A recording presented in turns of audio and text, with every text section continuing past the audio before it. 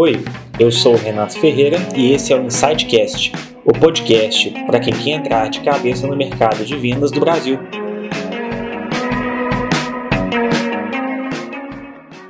Fala pessoal, tudo bem?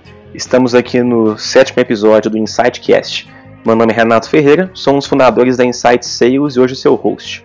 Agradeço por nos acompanhar e não esqueça de nos seguir no Spotify e SoundCloud. Agradecemos muito se você também puder nos avaliar, enfim, dar uma nota boa, de preferência, né? Para a gente conseguir atingir mais vendedores e gestores. Hoje o episódio vai ser focado no Victor Silva, executivo de venda sênior, goleiro, churrasqueiro e literalmente meu irmão. Seja bem-vindo, Victor. Olá, Renato. É um prazer estar aqui. Bacana, um prazer nosso poder contar com você no nosso podcast.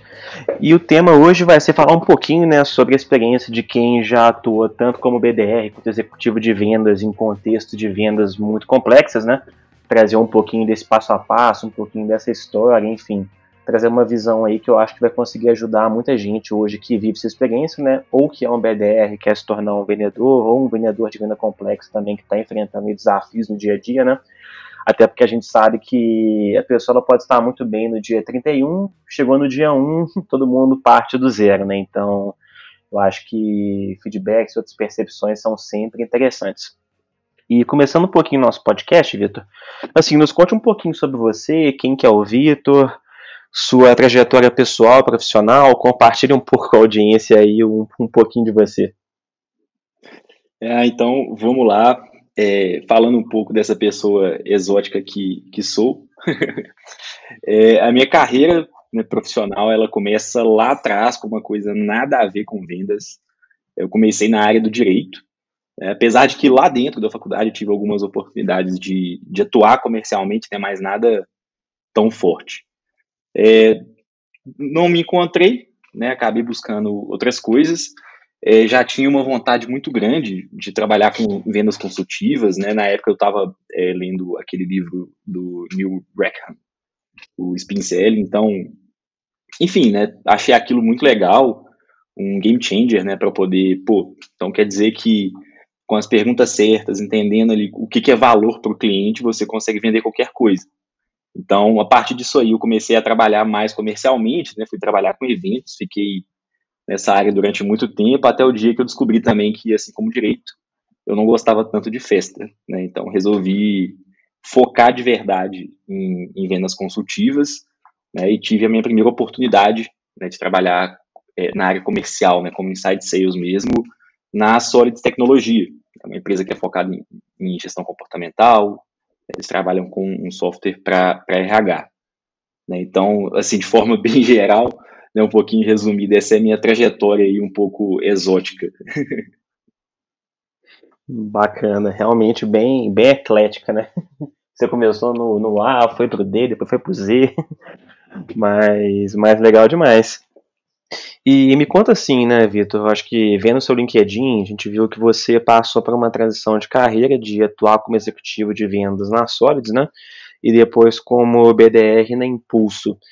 Como foi, enfim, fazer essa transição, sendo que eu acho que muitas pessoas poderiam ver, né, como um passo para trás, e o que te motivou? O primeiro ponto, assim, que eu acho que é muito importante é como que você enxerga, né, o seu trabalho como vendedor. Eu sempre achei muito interessante um modelo de venda em que você pudesse atuar de ponta a ponta, né, digamos assim, um vendedor full stack. Então, já nos tempos de Solids, né, eu já, apesar de ser executivo de venda, a atuação durante boa parte ela foi bem híbrida, né, então a gente tinha que prospectar, tinha que gerar um volume próprio, né, de reuniões. Então, já existia uma certa naturalidade em relação a isso. E em relação nessa mudança de rotina, né, que você passa a lidar com muito mais volume, é uma pegada completamente diferente, né, você não tá mais, você precisa ser consultivo, né, da mesma forma, mas o nível de profundidade que você busca, ele acaba sendo menor, né, então você tem que ter muito cuidado com isso. No início foi uma mudança um pouco diferente, né, porque você tem que mudar a chavinha de perguntar demais, de levar uma call ali de muito tempo para tentar ser um pouco mais objetivo, né, e ao mesmo tempo gerar valor. Então, teve essa mudança, ela foi um pouco mais difícil assim, no começo, mas nada é muito complicado. Mas o principal é em relação mesmo a você conseguir estruturar uma rotina, né, e entender que o trabalho de prospecção ele é tão vital ou até mais, né, do que o trabalho da venda em si, né, da etapa do closer. Porque você tem a responsabilidade de gerar o volume, né, a partir do volume que você consegue fazer as reuniões, conversar com as pessoas, entrar em negociações. Então, assim, abriu muito a minha cabeça e hoje, novamente, né, eu voltei a ser executivo de vendas, mas até hoje eu procuro manter essa mentalidade, né, de procurar fazer o trabalho de ponta a ponta. Lógico que você vai focar, né, na ponta ali que você está mais especializado, mas nunca deixar de pensar que tem um todo, né, e essa parte da prospecção, ela é indispensável. Você dominar isso aí, você facilita demais a sua vida. Então, closers, né, ouçam isso. Quanto mais você agenda, menos você depende do esforço do SDR que está ali dando sangue, mas nem sempre vai vir muita reunião, né? Então, por meio de indicações e de prospecção ativa mesmo, né, sempre vale a pena você colher você sempre vai colher um fruto ali, né? Então, vamos prospectar. Não, fantástico. E eu acho que isso vai muito de encontro também, né? Até o que o próprio Aaron Ross fala no Predictable Revenue, a questão de a função de prospecção em si, né, do BDR ou do SDR que faz o atendimento inbound, não é uma função, vamos colocar assim, júnior, né? É comum a pessoa começar a carreira fazendo atendimento, né, pegando o começo do funil, mais por conta de volume de atividades, né, o aprendizado que gera, mas ainda assim é uma função que ela é muito estratégica, porque sem ter volume no começo do funil, né, você não consegue alimentar o final, e você tem uma coisa assim que é cara, né, e desgastante, eu acho que para a empresa e para a pessoa que está na ponta, né, é um vendedor ocioso, né, então acho bem interessante esse ponto que você levantou. Não, de fato. O vendedor não pode ficar sem reunião, não. Quanto mais tempo o vendedor fica sem reunião, parece que você perde um pouco ali do seu mojo. Né? 2 dias sem conversar com o cliente, você já sente um pouco. Então, não pode faltar reunião, não. Então, SDRs, corram aí para agendar bastante reunião para o seu closer não andar para trás. Não, ótimo. Excelente dica, né? Ainda mais no final do ano. Mas bacana. E assim, Vitor, você saiu de um contexto de venda SaaS, né, para um contexto de venda de serviço. Qual foi o maior desafio que você enfrentou, enfim, a diferença que você sentiu de um contexto para o outro? Olha, a principal é o nível o tanto que você precisa ser consultivo com o cliente. Né? Quando você fala da venda de um serviço, não que na venda SaaS você não precise aprofundar bastante, conhecer as dores do cliente, mas quando você fala na venda de um serviço, você acaba precisando ouvir mais, você precisa que aquilo encaixe melhor. Né? E diferente de um sistema que nem sempre você está abrindo a possibilidade para customização, o serviço, o cliente ele sente mais à vontade para pedir essas adaptações. Então você também precisa saber fazer bem essa barreira para não ficar uma coisa muito artesanal, né? Você manter o padrão ali do que você vende regularmente. Então, eu vi essa diferença, e isso, inclusive, é uma coisa que, concorrendo assim com a experiência de ter deixado de ser executivo de vendas e passar para ser BDR, foi isso. Pela mudança de mercado, né, eu passei a trabalhar com a montagem de times de tecnologia, então a gente está falando de uma coisa que demanda muito mais detalhe, demanda muito mais conversa. Que eu passei a ter conversas com um nível de detalhe, apesar do tempo menor. Eu tive que aprender a fazer perguntas melhores tendo feito essa mudança. Né? Sair de SaaS para serviços, então já houve a necessidade de fazer mais perguntas e melhores perguntas, e ainda isso na posição de BDR. Né? Então, teve esse lado positivo também que o trabalho de um BDR muito bem feito, ele também é muito consultivo, né? Quando você fala de serviço, então você tem uma oportunidade de conversar bastante com os clientes. Não, legal. Realmente, o SaaS ele sempre vai ter um escopo limitado, né? Quando eu falo limitado no aspecto de você ter um produto, né? Você tem os problemas que essa solução resolve e não tem como você fugir muito disso, né? Enquanto serviço, a gente sempre fala que é uma venda que ela abre asas para a imaginação, né? Tanto do comprador quanto do vendedor, se ele quiser também, né? Você consegue vender o sonho ali, né? A pessoa também quer, ela tem uma expectativa, então eu acho interessante, né? Quando a gente pensa nessa pergunta, é realmente dessa visão de você tem que acaba que você tem que ir mais a fundo, né? Não tem como você manter um escopo mais superficial. Você não tem nada palpável assim que o cliente consiga ver, né? E mensurar e etc. E também é uma venda que, se ela não for bem alinhada com muita pergunta, né? Igual você colocou, a tendência é que uma vez, né, que o cliente contrate, a expectativa não fique tão bem alinhada e vai ser um churn certo, né? Então, realmente eu acho que é uma ótima dica. Perguntar bastante, aprofundar no contexto, né? E apresentar ali sob medida e não, enfim, não deixar a imaginação fluir demais, né? Vamos colocar dessa forma. Exatamente, é um pouco daquilo de não ter medo de dizer não para o cliente, né? Mas é um não saudável para ele, porque é melhor ele saber que existe um limite ali, né? Que você não vai conseguir atender por qualquer razão que seja, modelo de negócio, custo, mas e ele saber de fato que quando você falar que vai entregar é porque você vai entregar, né? Então tem um pouco desse aprendizado aí, é o aprender a dizer não, é o autocuidado da venda. Não, com certeza. Realmente uma visão muito boa, né? De a venda ela não termina no fechamento, né? A venda ela termina quando o cliente sai da empresa. Então, se você faz o trabalho certinho ali também, obviamente também contando um pouco com a sorte, você fez uma boa venda no longo prazo, né? Não só pensando na comissão do curto, mas fantástico, fantástico mesmo. Até já emendando na próxima pergunta, que eu acho que é bem conectado com esse ponto. Assim, se atuou num contexto como executivo de vendas, uma solução que tem um ticket médio entre baixo e intermediário, né? E depois passou para um outro cenário onde ele era mais elevado. Quais foram as diferenças que você sentiu assim no final do funil de um contexto para outro? Olha, o primeiro, né, de tudo, ciclo de venda. Quando você fala em ticket médio maior, né, você está falando de processos de compra, né, por parte da empresa, de processos mais complexos, né, de mais pontos a serem alinhados. Então é aquele contexto em que não faz sentido você ir mais rápido do que o ideal ali para você colher todas as informações que você precisa, né, fazer todos os alinhamentos, alinhar todas as expectativas, enquanto que na venda SaaS você tem um pouco mais daquela mágica, né, da venda. Até eu vi esse termo de um colega meu na época da Solis, é um pouco da venda arte. Você consegue fazer o cara fechar na hora, você consegue fazer algumas coisas acontecerem, né?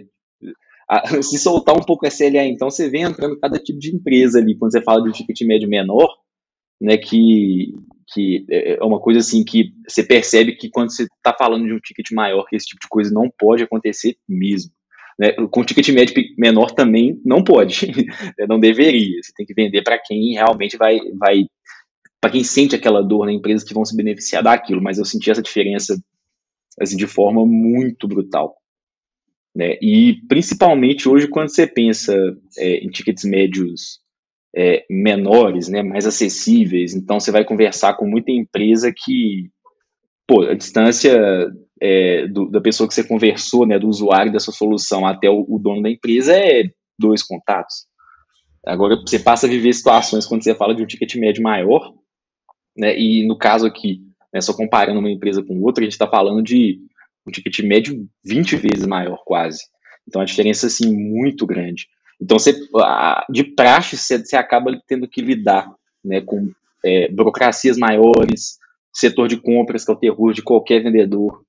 Eu lembro que quando eu trabalhava com SaaS mesmo, não era todo dia que eu tinha que lidar com o setor de compras, e por ser uma solução de ticket médio menor também, eu não apanhava tanto. Hoje em dia eu já fico mais assustado, que eu falo assim, caramba, bicho, os caras vêm assim com a engenharia reversa da venda mesmo para conseguir desconto e tentar ganhar dentro da burocracia, né? Então, isso para mim foi o mais marcante dentro disso. E um segundo ponto, né, que foi até o que você comentou, que é a questão do escopo, né, que sua solução vai atender, que em relação, a gente falando de um ticket médio maior, é que o nível de atenção, o nível de detalhe com cada etapa do que você está entregando ali também é muito maior, né? Inclusive, isso é bem refletido nas diferenças de ticket, né? Então, foram essas duas coisas assim que mais me marcaram, né, nessa transição do modelo SaaS, né, para serviços, assim, nessa diferença de ticket. Não, bacana. E realmente, quando você comentou essa questão de compras, né? A meta deles é o inverso, né, da meta do comercial. Então, sua meta é aumentar o ticket médio, vender, né? E a meta dele é, enfim, espremer até onde der. E faz sentido, né, você pensar que existem empresas hoje que elas são grandes muito por terem esse posicionamento, né, de espremer o fornecedor, vamos colocar nesses termos, e para o vendedor é realmente um desafio, né, de entender ali qual é o momento correto de dar um desconto, né, porque, falando outro ponto também, é uma lenda dizer que você fecha contas de enterprise sem pelo menos uma vez dar um desconto ou outra, né, dependendo do perfil do cliente, mas realmente é bem desafiador, né, é um outro cenário, é um desafio diferente, né, um desafio qualitativo, não tanto quantitativo, né, quanto trabalhar com SaaS. Sim, e é bem diferente mesmo, até quando você fala nessa burocracia, né, que acaba envolvendo o fornecedor, até nisso, né, quando você fala você está trabalhando com venda de serviço, você precisa ser empático, né? Eu estava até refletindo esses dias, analisando sobre a documentação que um cliente precisava, né, uma quantidade razoável assim, de coisas. E quando você vai olhar por trás o porquê que precisa daquilo, pô, você tem estrutura gigantesca ali, né? Se não tiver uma burocracia para fazer as coisas, elas vão acontecer de forma mais lenta, né? Mas você tem um rigor maior, é auditável. Então você também tem que ter uma empatia, né, com o cliente, também não é só porque ele quer ter aquele processo de compras longo. Mas de fato. E agora, sim, eu acho que saindo um pouquinho do contexto vendas, né, falando um pouco mais aí da sua carreira, Vitor, me fala qual foi o maior erro, assim, que você teve na sua carreira, que você até hoje pensa e reflete sobre, né, enfim, que te gerou uma lição. Pô, cara, é difícil, viu? Porque você trabalhando com venda, você erra tanto todo dia que é difícil pegar uma lição só para ser marcante, né? Mas eu tenho duas lições assim que eu me recordo que elas são bem do começo da minha carreira, que foi uma vez que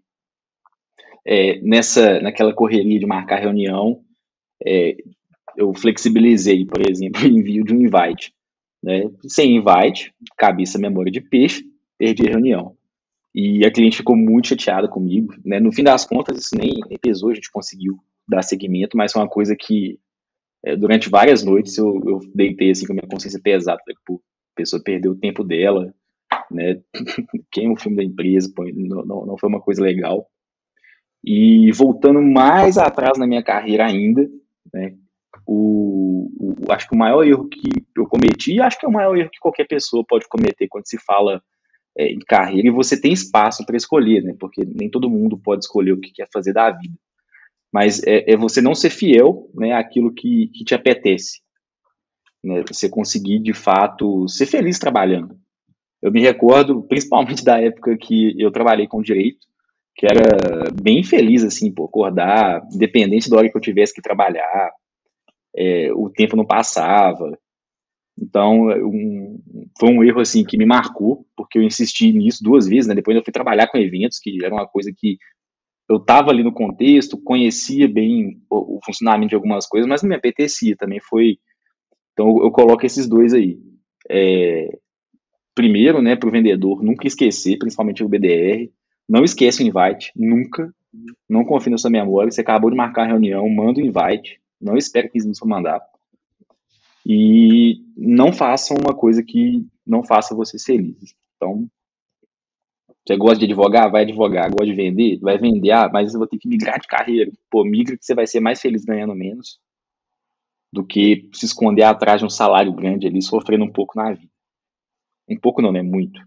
É realmente bem interessante porque no curto prazo a gente tem uma tendência, né, de buscar um retorno financeiro e realmente acho que em vários cenários a pessoa ela não tem muita opção, né? Mas eu acho que sempre que abre uma opção, eu concordo com o seu ponto, que às vezes um pouco a menos de dinheiro te traz muito a mais de felicidade, né? Dependendo do contexto que você conquista ele, né? E assim, eu falo pessoalmente, né? Assim, minha percepção pessoal é que realmente muita gente acaba escolhendo alguns cursos como direito, administração, né? Muito por força do acaso, vamos colocar assim, né? É uma escolha mais fácil de tomar, só que no médio e longo prazo dificilmente vale tanto a pena quanto parecia no início, né? Até porque eu acho que muitas séries, você vê uma série, por exemplo, Suits da vida, você foi advogado lá, fazendo, acontecendo, né? Aí você pensa, poxa, minha vida como advogado vai ser desse jeito, né? Aí depois você passa o dia todo lá no cartório, né? Autentica o documento, 3 vias, vai no fórum, volta. Então realmente Pois é. a vida real vai ser mais difícil, né? Não, bem mais. E é uma coisa assim muito louca, porque eu tenho muitos amigos da época que eu fazia direito, e eu vejo uma galera, e tanto no serviço público quanto advogando, pessoal super feliz. Muita gente muito feliz e, consequentemente, acho que a pessoa acaba conseguindo ter um sucesso na carreira dela, né? Em compensação, hoje eu não conheço ninguém que é infeliz com o que faz e ganha bem, né? No meu caso, eu ainda fui abençoado porque no momento que eu escolhi fazer o que eu queria foi quando eu comecei a ganhar dinheiro de verdade. Antes disso, eu só tentava fazer opção ali por uma opção, achando que ia vir um pouquinho mais rápido, nunca veio. Então foi só o dia realmente que eu falei, não, pô, vamos sentar aqui e pensar as coisas direito, para fazer o que eu quis aí que surgiu a oportunidade. É por isso que é uma maravilha trabalhar com comercial, viu, gente? Quem se descobrir em vendas aí vai ser muito feliz. Ótimas dicas. E me fala assim, agora de um ponto mais leve, né? Me fala o seu maior acerto e por que você se orgulha dele. Bom, pegando assim no contexto profissional, eu tenho, pensando assim, foi quando eu comecei a trabalhar com Inside Sales, que a primeira coisa assim que eu senti, né, quando eu comecei a trabalhar foi que, pô, isso aqui só vai acontecer se eu entender como é que faz essa venda. Eu preciso ouvir o que o pessoal está vendendo, como está vendendo, quais são os macetes, né, quais são os hacks. Preciso ouvir feedback. E, cara, quando você está no começo, por mais que você se empenhe, você fala muita merda. Você faz muita bobagem. Você irrita o cliente. Quem está te ouvindo fica com dó do você e do cliente. Então, é um momento assim que você tem que ter muita paz de espírito para receber o feedback e não focar nunca no mensageiro, né? Focar na mensagem. Porque é muito difícil, né? É meio triste, principalmente quando você acha ali que fez uma coisa muito foda e, e no fim das contas você vai receber um feedback, pô, tu ficou uma merda. Então, foi uma coisa assim que foi muito marcante para mim, que eu parei e disse para mim mesmo que pô, hora de aprender a ser humilde, ouvir. E foi uma coisa assim que fez a diferença todos os dias, todos os dias. Eu ouvi cada feedback que às vezes dava vontade de ir pra casa chorando, tipo assim, saco, tá uma bosta. Ninguém nunca falou assim comigo, né? Mas no contexto do feedback foi, pô, você errou em tudo. E todos esses conselhos foram vitais para aprender a vender melhor, né? A perder aquele medo assim que você tem no começo ali de fazer uma pergunta que você acha que pode machucar o cliente. Então,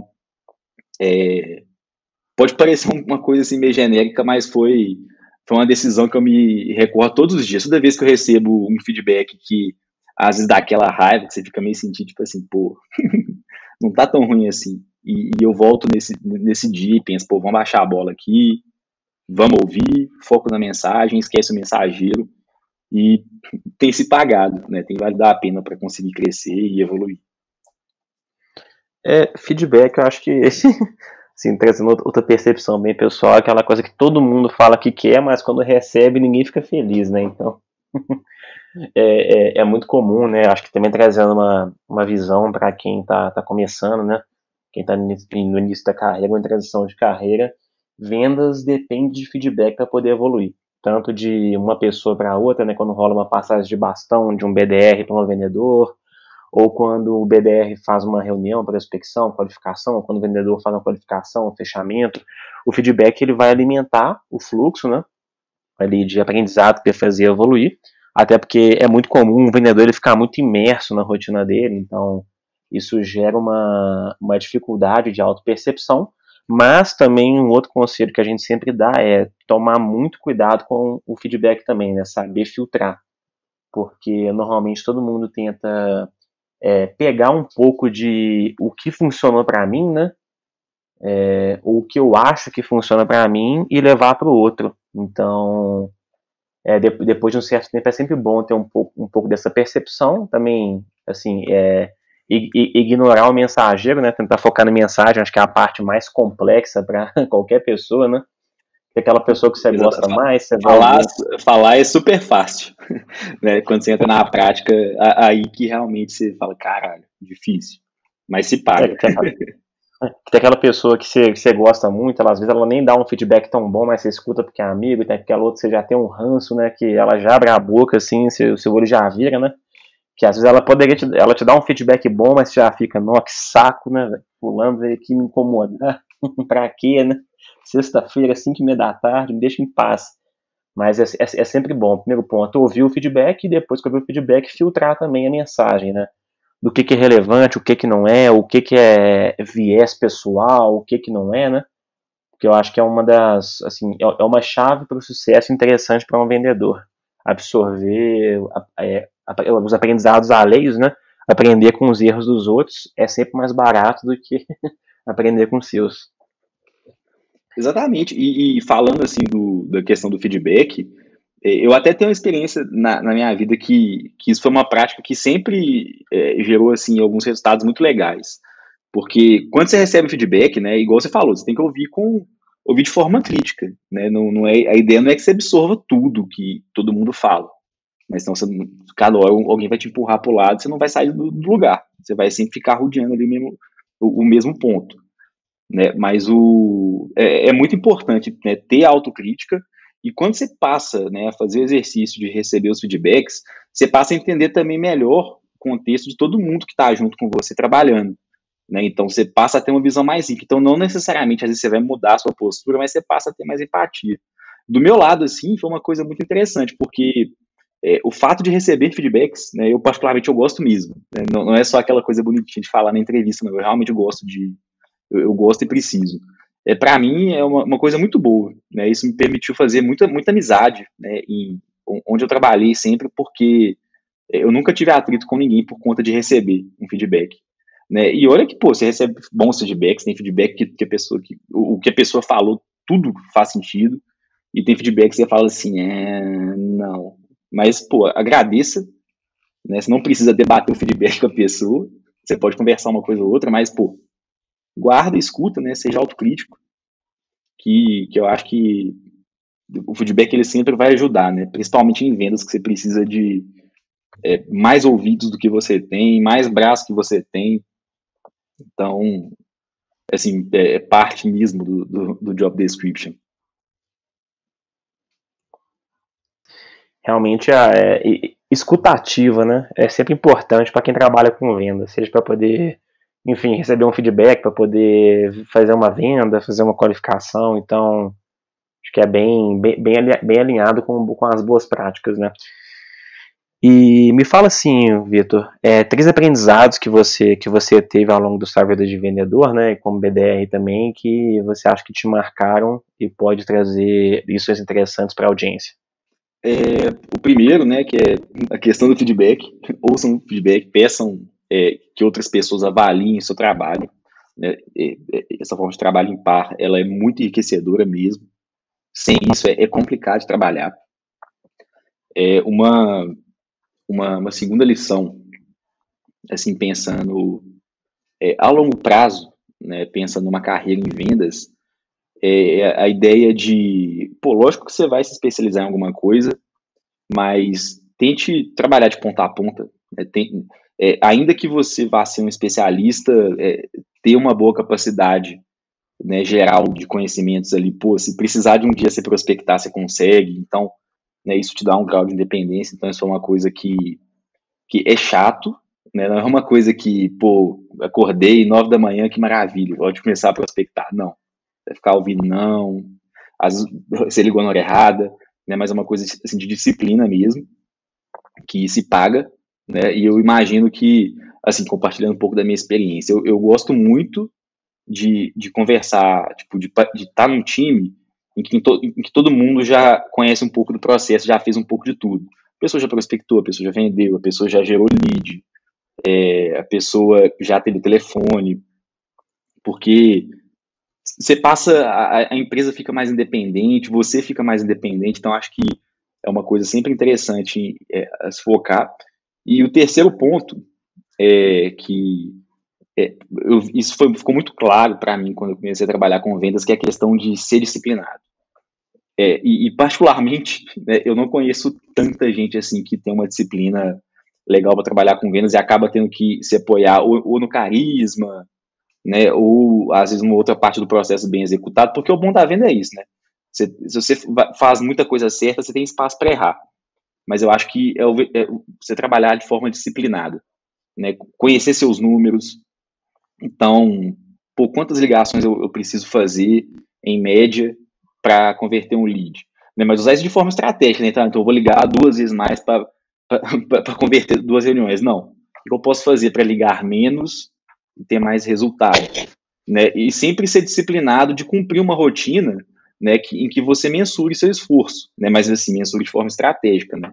Porque é muito louco. Eu já vi gente que tava nessa lógica. Não, eu preciso fazer geralmente 40 ligações para agendar uma reunião. E está planejando fazer o quê? Para poder agendar mais? 80. Não, meu filho. Vai nesse caminho, não, que você vai morrer com 2 dias trabalhando. Então é questão de conhecer seus números, né, ser disciplinado, execute isso todos os dias, né, mas sempre de forma estratégica, procurando melhorar, né, a relação ali de esforço aplicado e resultado obtido. Não, bacana. Realmente, eu acho que um ponto que vale ressaltar muito é a questão de como, enfim, o que deve ser avaliado, né? Como que a pessoa deve se autoavaliar. O volume de atividade não necessariamente reflete sucesso no processo, né? A pessoa ela pode fazer 40 ligações, 50 ligações e não converter ninguém, enquanto pode ter outra que faz 5, 10 e converte, né? Então, eu acho que é uma boa prática de se ter, né, de colocar na roda, é que você deve avaliar mais as taxas de conversão, né, dentro do processo, se avaliar dessa forma do que necessariamente baseado no esforço braçal, né. Porque realmente tem dia que é noite, né, tem dia que você faz 2 ligações e converte 2 reuniões, né. Tem dia que você faz 50 ligações e não vira nenhuma. Mas quando você bota assim, uma média estatística ao longo do mês, se você manter uma qualidade boa nos seus contatos, com leads que tem um perfil de compra legal, né, para a sua solução, você consegue ser mais cerebral, né, vamos colocar assim, e menos braçal. Mas, pô, bacana, bem interessante os pontos. Sim, a abordagem sobre a taxa de conversão, ela é tudo, né? Porque e é engraçado, porque tem gente também que leva para o outro lado, né? Que é o lado da preguiça total. Que o cara quer ter uma taxa de conversão fazendo o mínimo, mas assim, o mínimo menos do que o aceitável. Né? Que tipo assim, taxa de conversão de 40%, 50%, você vai ver a pessoa podia estar ligando mais também. Então, por isso que primariamente, né, se discute taxa de conversão. Mensurar olhar, né, analisar qualquer número sem passar por isso, você não está analisando nada. Mas eu particularmente, eu gosto de ter isso mensurado, até para pensar assim, né, isso muito principalmente quando eu era BDR. Tá, beleza. Qual que é a minha taxa ótima que eu converto? Quantas ligações? No dia que eu tiver com mais sangue no olho, mais animal, então eu consigo projetar que eu vou gastar, eu vou morrer de ligar, mas dentro de uma estratégia ali que eu estou almejando um resultado. Então você passa a ter liberdade de cometer algumas loucuras assim, de ligar muito, mas de uma forma que você vai ter resultados. É só consegue deixar essa reflexão aí. Bacana demais. Assim, eu acho que a gente conseguiu cobrir bem, né, o tópico aqui de vendas, trazer um pouco de percepções, tanto de aprendizados seus, né, quanto também erros, enfim, demos alguns atalhos aí para o ouvinte não cometê-los também, né, e focar nos acertos, no que funcionou. Mas vamos falar um pouquinho sobre o Vitor mesmo, né, quais são os seus hobbies, o que você gosta de fazer? Eu sou uma pessoa chata, viu, Renato? Não tem muitos hobbies, não. Hoje, majoritariamente, vamos colocar assim, é até difícil chegar em 3, viu? Mas eu vou fazer uma extensão aqui, vou chegar no terceiro. Hoje eu gosto muito, muito de marcenaria, apesar de nos últimos tempos eu não ter praticado nada, não ter feito mais nada, né? Mas eu consegui mobiliar meu quarto todo no estilo Rodrigo Hilbert. Fui lá, cortei a madeira, fiz o projeto, montei os móveis. Ficou uns trem meio torto assim e tal, mas fui eu que fiz. Não pode criticar, não. Um outro hobby que eu tenho, e esse é desde criança, é leitura. Né, diariamente, mesmo que às vezes eu passe um mês sem, por exemplo, ler um livro, mas eu consigo compensar isso na leitura de artigos, né, e na busca de conteúdos. Então é uma coisa que eu gosto muito. E terceiro hobby é brincar com animal. Qualquer animal que passa na minha frente potencialmente pode ser meu amigo. Então, eu moro com 2 cachorros, então parte do meu dia que eu não estou trabalhando ou fazendo alguma coisa, tipo, comer e tal, eu tô brincando com cachorro.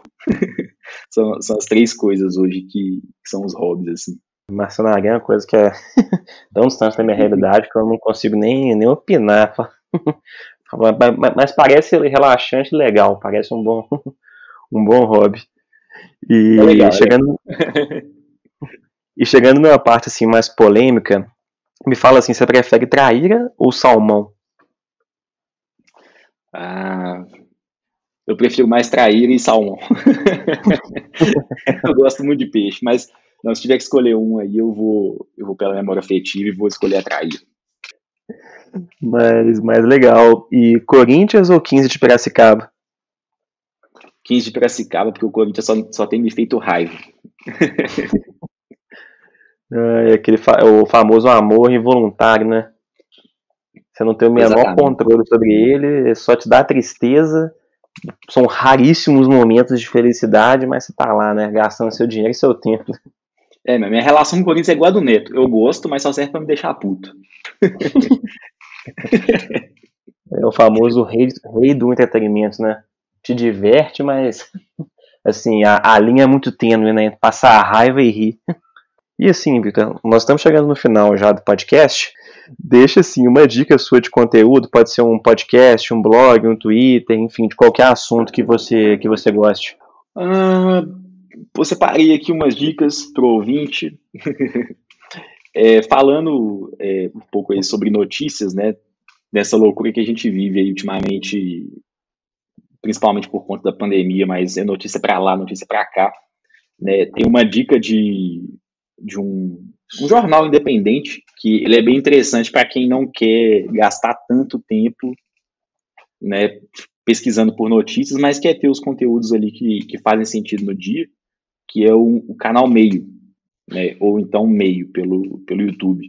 Né, fica indicação. Eles trabalham basicamente, os conteúdos são bem curtos, né, mas ao mesmo tempo são curtos, tem uma profundidade legal, eles dão referências, né, e no YouTube, no canal deles, tem assim, bastante conteúdo.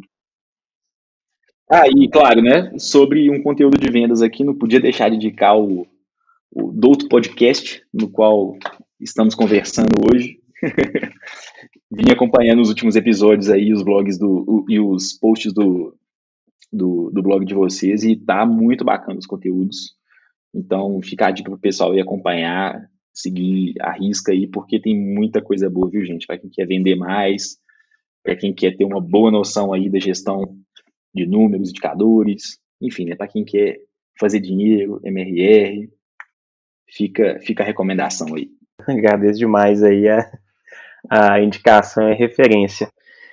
E para poder finalizar, a gente guarda um espacinho no final, como um momento jabá mesmo, né, para você poder, enfim, falar um pouco de você, falar um pouco de algum conteúdo que você produz, projeto pessoal, rede social, pode usar esse espaço à vontade.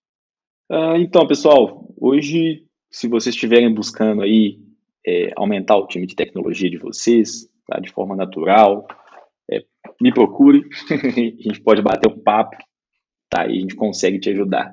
Bacana demais. E assim, pessoal, assim terminamos o episódio de hoje. Agradecemos muito a audiência de vocês, a participação do Victor aqui, fantástico, acho que foi um conteúdo bem rico, bem interessante. E nos vemos na próxima. Um abraço e até mais. Até mais, pessoal.